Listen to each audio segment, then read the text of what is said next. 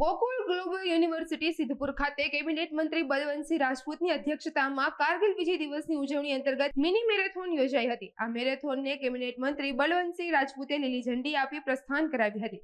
કારગિલ યુદ્ધના શહીદોની શૌર્યગાથાને યાદ કરવા અને યુવાનોમાં દેશભક્તિની ભાવના પ્રજ્વલિત કરવાના ઉદ્દેશ્યથી મિની મેરેથોનનું આયોજન કરવામાં આવ્યું હતું।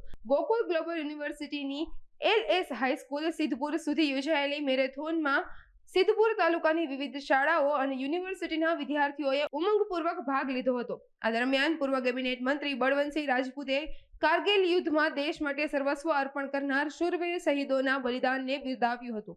આ પ્રસંગે સિદ્ધપુર નગરપાલિકાના પ્રમુખ અનિતા પટેલ, સંગઠનના હોદ્દેદારો જશુ પટેલ, કૌશલ જોશી, વિક્રમસિંહ ઠાકોર સહિતના મોટી સંખ્યામાં અધિકારીઓ અને વિદ્યાર્થીઓ ઉપસ્થિત રહ્યા હતા।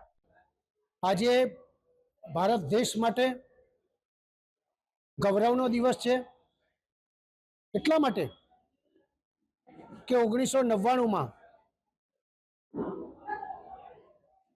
આપણા પાછળ આતંકવાદીએ જબરજસ્ત મોટો હુમલો કર્યો, પાકિસ્તાને એને સપોર્ટ આપ્યો। ઊંચા ટેકરા ઉપર હોવા છતાંય આપણા સૈનિકો વીરતાથી લડ્યા અને કારગિલ વિજય દિવસ તરીકે આજે આપણે પ્રાપ્ત કર્યો। સમગ્ર વિશ્વએ જ્યારે નોંધ લીધી કે આટલા ઊંચા હોવા છતાં આપણે નીચે રહીને તમામ લોકોને ઘસેડીને આપણા અનેક સૈનિકો વીરગતિએ પ્રાપ્ત થયા, એમનું બલિદાનનો દિવસ આજે રહે છે। કેટલાય લોકો ઘવાયા।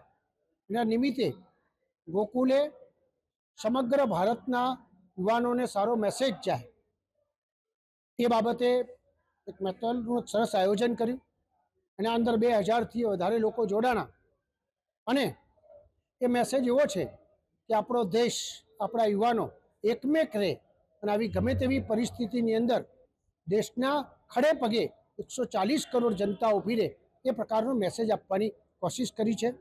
હું આ બધા જ વિદ્યાર્થીઓને ખૂબ દિલથી બિરદાવું છું, યુવાનોને બિરદાવું છું કે આમાં ભાગ લઈને આ કારગિલનો જે દિવસ છે, આપણો વિજય દિવસ છે, એને ખૂબ દિલથી આપણે બધા બિરદાવીએ અને બધાને કારગિલ દિવસની ખૂબ શુભકામનાઓ આપું છું।